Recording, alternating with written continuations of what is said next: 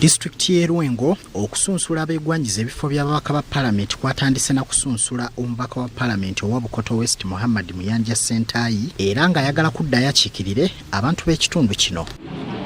Ono asabye abalonzi okulonda omuntu anaabagatta so si agenda okubaawula. Twasuubiza banna Bukoto West batuusaako obuweereza obulungi mu byenjigiriza, mu byentambula. Mu balala abasunsuddwa kuliko Saula Kamali Sekindi avuganya ku bwannamunigina nga yeekokkola emivuyo egyetobeka mu kamyufu kaabwe ak'ekibiina kya NRM. Message yaffe always ekubiriza abantu baffe okubeera abakakamu, okubeera ab'emirembe. Naye ne lwankubadde nti ba players babeera bangi mu muzannyo, buli muntu ajja nga alina strategy gy'azze nayo. Ate eri Antonde olwaleero basunsudde abantu babiri bokka. Okubadde Cyprian Kabeera Gasani aweze okukyusa obulamu bw'abannakabula n'okuweereza abantu ekyenkanyi. Essente za gavumenti ezizze okutumbula ebyennyingiza n'okwongera abantu okuyingiza ssente nga sekinoomu ebyo byenkisomeseza ddala. Abalala abasunsuddwa beeyamye okukolera abantu baabwe. Nga Bukoto Midwest eddira ddala ku map mu byobulamu, by'enguudo, masannyalaze, ebyenjigiriza n'okugattibwako ddala mu mbeera endala nga bwe mubimanyi omubaka byalina okukola. Kibadde kirakinga okuba nga kikiikirirwa bulungi oba eddoboozi lyakyo nga lituuka bulungi mu paalamenti y'eggwanga. Naye olwaleero olugendo olutandika tulutandiseeko. Akulira ebyokulonda mu kitundu kino Peace Kyogabirwe Mugabe ategeezezza nti abantu 19 be basunsuddwa era enteekateeka etambudde bulungi. Kampeni zigenda kuba flagged off oba kukirizibwa okuva nga ennaku z'omwezi 10 ogwa 11 oba Novemba.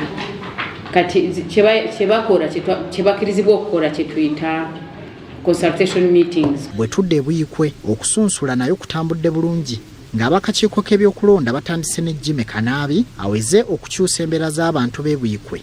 Songa ne munna DP Christine Mugerwa Kasule asunsuddwa.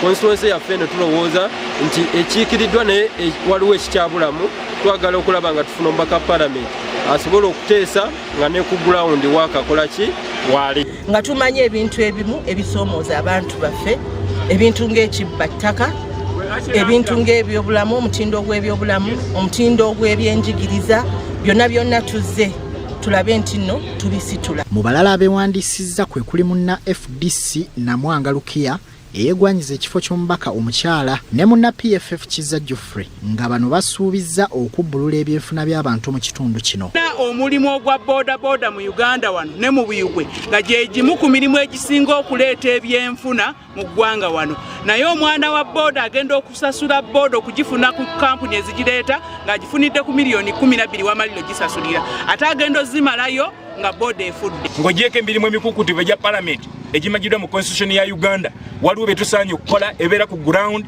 omuntu wafu wa bulijjo byali badde asaana okubanga aganyulwamu. Oluvannyuma omubaka w'ekitundu kino era akwatidde National Unity Platform bendera Stephen Serubula naye asunsuddwa kyokka asanze akaseera akazibu okukuba olukuŋŋaana poliisi bwe lulinnyeemu eggere.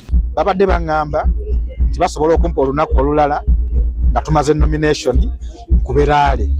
Naye nga mukimanyi bulungi nti akakiiko k'ebyokulonda kagamba nomination bwe ziggwa toddamu ku Baraale. Kyokka aduumira poliisi y'ebbendobendo ly'essezibwa Magezi Jafali annyonnyodde ensonga lwaki ono alemeseddwa. Akulira ebyokulonda mu kitundu kino Mugona Moses atubuulidde nga bwe bitambudde. Last time waliwo olukuŋŋaana lwe baateekawo lwatuwa a very bad experience. So twaluyigirako okulaba nti tudde tetukkiriza olukuŋŋaana lwonnaawo because emmotoka bizinesi z'abantu biki byonna biba byonooneka.